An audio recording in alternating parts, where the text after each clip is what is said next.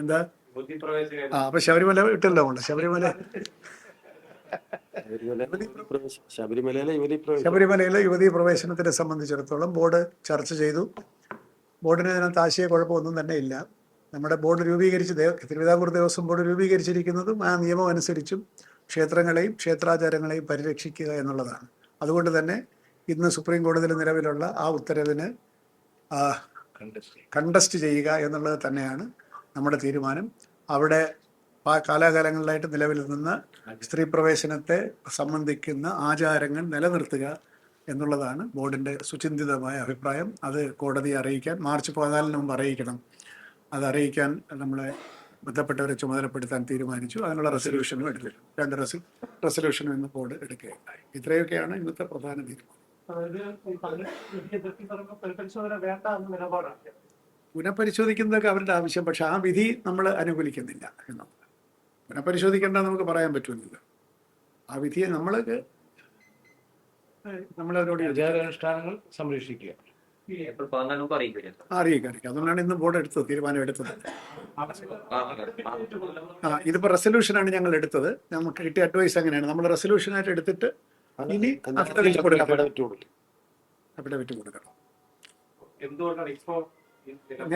നേരത്തെയും ബോർഡ് ഈ തീരുമാനം തന്നെയാണ് എടുത്തിട്ടുള്ളത്. ഇല്ലില്ല, ബോർഡ് അങ്ങനെ എടുത്തിട്ടില്ല. വ്യക്തികൾ എടുത്തിട്ടുണ്ടെന്ന് അറിയില്ല. ദേവസ്വം ബോർഡ് എടുത്തിട്ടില്ല. ദേവസ്വം ബോർഡ് കാരണം ഞങ്ങൾക്ക് അങ്ങനെ സാധിക്കുള്ളൂ. This board has been constituted for the purpose of upholding പിന്നെ ആചാരങ്ങളും ക്ഷേത്രാചാരങ്ങളും അനുഷ്ഠാനങ്ങളും. അന്നത്തെ ബോർഡിന്റെ അഭിഭാഷകർ വാദിച്ചത് പുനഃപരിശോധന വേണമോ വേണ്ടോ എന്നുള്ള വിഷയം ഞങ്ങളുടെ ഒരു പരിഗണനയിൽ വരുന്നില്ല. പരിശോധിക്കുമ്പോൾ എന്തായിരിക്കണം ഞങ്ങളുടെ സ്റ്റാൻഡ് എന്നുള്ളത് മാത്രമേ നമുക്ക് വിശദീകരിക്കാൻ പറ്റൂ.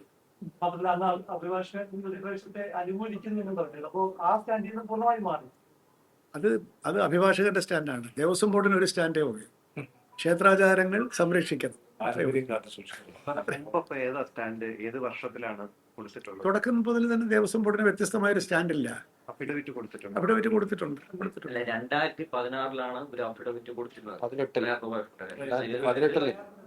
അതിനുശേഷം പിന്നെ ഒന്നും കൊടുത്തിട്ടില്ല. പക്ഷെ 2018 വിധി വരുന്ന സമയത്ത് എന്തോ ആർഗ്യുമെന്റ് അതൊന്നും പ്രസക്തമല്ല. ഇതാണ് സ്റ്റാൻഡ്. സ്റ്റാൻഡ് നേരത്തെ ഉള്ള അല്ല. അതിപ്പോ അഫിഡവിറ്റിലേക്ക് പോകുമ്പോൾ പുനഃപരിശോധന വേണോ വേണ്ടോ എന്നൊക്കെ ഉള്ളത് നമ്മൾ അത് എഴുതുന്നുള്ളതല്ലാതെ നമ്മുടെ കോർ സ്റ്റാൻഡ് ഇതാണ്. ഈ റെസൊല്യൂഷന്റെ അടിസ്ഥാനത്തിലാണ് അവിടെ അത്രേ ഉള്ളൂ.